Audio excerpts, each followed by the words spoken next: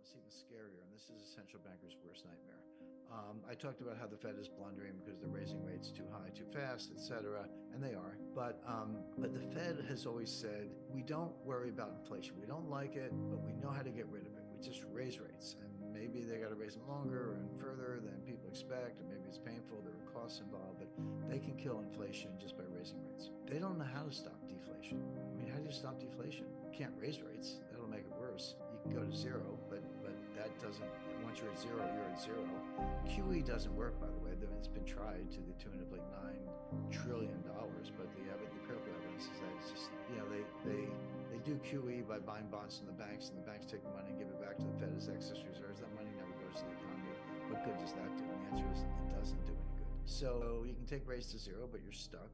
Could you have negative interest rates? In theory, yes. In Europe, Switzerland, and Japan did, but there's no evidence that it provided any stimulus. I mean, they did it, but it's like an experiment that didn't work. So the problem with deflation is there's nothing a central bank can do, and it does feed on itself, and it does get worse, and that is a central banker's worst nightmare. And however, quick footnote, we did see this in the 1930s, well, between 1929 and 1933, during the first phase of the Great Depression. That was the Hoover administration. Then Franklin Roosevelt came in 1933. And Roosevelt faced exactly the same problem. I mean, he shut every bank in America on like a second or third day in office by executive order, and closed every bank in America. Can you imagine the President of the United States today, I don't care if it's Biden or Trump or anybody else, Democrat or Republican, issuing an order saying every bank is closed as of now. We'll get back to it when they're going to reopen. And that's what FDR did to break the banking panic. But he still had the deflation problem, and the Fed couldn't do anything. I talked to Ben Bernanke about this personally because Bernanke wrote a book on this, and I read the book, and I said, Mr. Chairman, I said, here's what I think you said. Did I get this right? He said, yeah, that's it. You understand it correctly.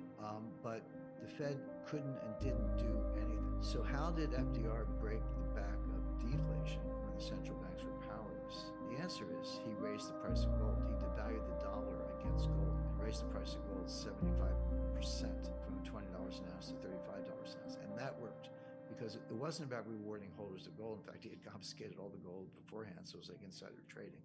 But the idea of raising the price of gold was really to devalue the dollar, so you could get the price of corn, wheat, steel, oil, get the price of everything else up. And it worked. In the middle of the Great Depression, from 1933 to 1936, the market boomed. I mean, the economy did very well, but it was starting from such a low level. It was still depressed, but it did much better. The Democratic theme song was "Happy Days Are Here Again." Then in 1937, the Fed screwed it up again and caused a second recession in the Great Depression, and that's why they call it the Great Depression. But the devaluation of the dollar against gold worked. Nothing the central bank could do would work. Deflation is very troubling, and should be, to central bankers, economists, and everyday citizens, everyday Americans, because it raises real interest rates really steeply.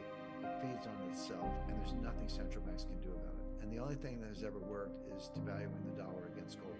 So it's one reason to have gold. But we're looking at a global recession, and those are rare. As I said before, it's one thing if Germany has a recession, or Japan, or the U.S., but usually there's another economy or economic group that's doing okay, or at least better, and can kind of pull everybody out of the rut. But global recessions where everybody is declining are rare, and that's what's happening. And that's what we had in 2008. Pardon me. So the U.S. is heading for one. We've just talked about that at length. Japan's in a recession. Europe's in a recession. China's in a recession.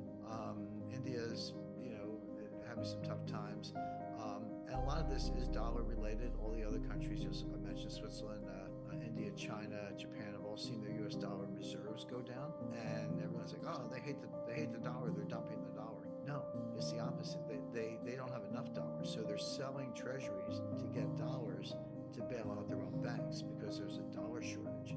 So the fact that you see those dollar reserves coming down does not mean that they hate the dollar. It means that they need dollars, that they're short of dollars, and they're so desperate that they are selling treasury securities to get dollars to bail out their own banking system. So we're well on the way to a global recession.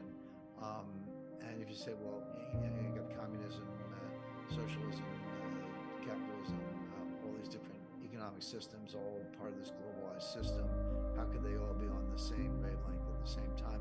Well, the common thread is the dollar. It's the U.S. dollar. About 60% of global reserves, 80% of global payments.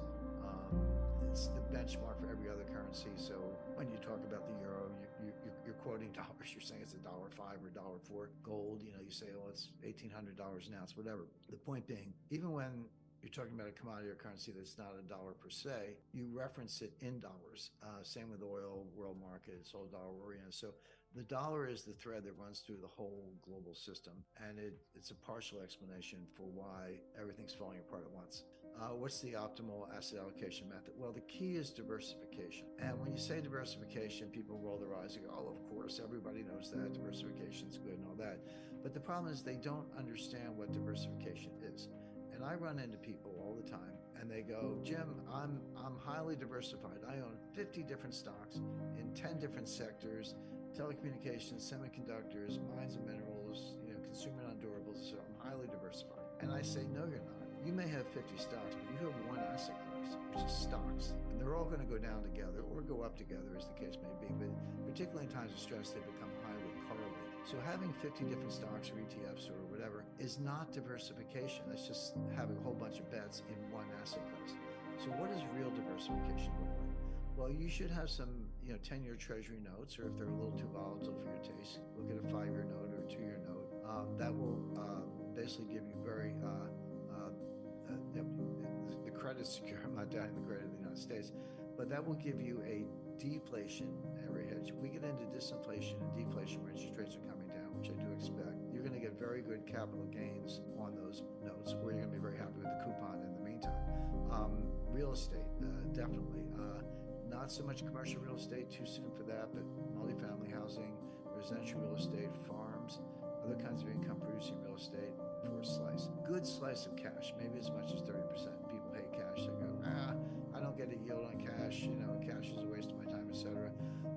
It's true that it has very low yield, but number one, it performs very well in deflation, which we talked about. But more importantly, cash is the opposite of leverage. It reduces the volatility of the rest of your portfolio. So if you have volatile investments in the wings, cash is it's like a bar connecting two ends of the barbell.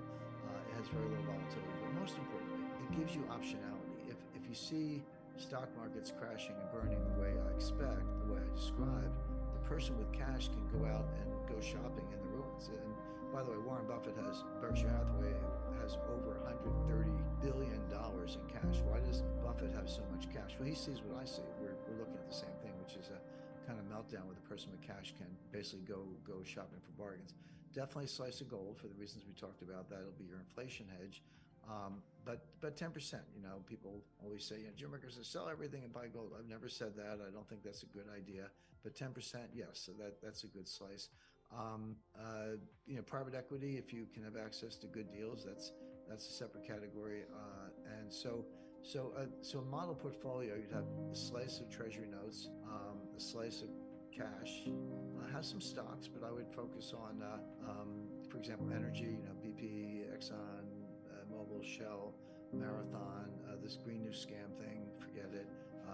It's a big deal, from a policy point of view, but it's infeasible. I've studied the science very closely. It's going to go away, but in the meantime, if you bash the oil and natural gas companies, but you're going to need the oil and natural gas, which we do, then those stocks are going to do well. Real estate, I mentioned, and gold. So that would be a really diverse portfolio that would have 5 or 6 different asset classes, and some will outperform others. Some will do better in inflation, some will do better in disinflation. But that's the whole idea with this much uncertainty. And your winners will outnumber your losers. And cash is like a thermostat. You can reduce cash and buy a little more gold, or reduce cash and buy a few more stocks if that's warranted. So that's what I think an ideal portfolio looks like. I think an ideal